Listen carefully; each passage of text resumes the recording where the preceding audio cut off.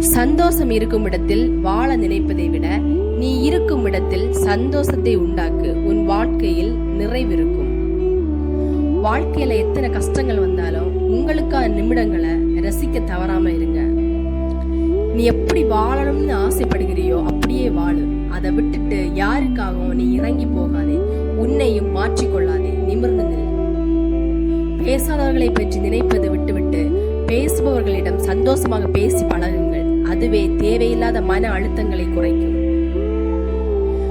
தேவை என்பதற்காக ஒருவரை நேசிக்காதீர்கள். தேவையில்லை என்பதற்காக யாரையும் வெறுக்காதீர்கள். ஒருவரின் மனதை நீங்கள் தெரியாமல் காயப்படுத்திய பின்பு நீங்கள் செய்தது தவறு என்று உணரும் போது நீங்கள் அழுதாலும் அது பயனற்றது. உண்மையாய் பழகும் நண்பனாயிரு.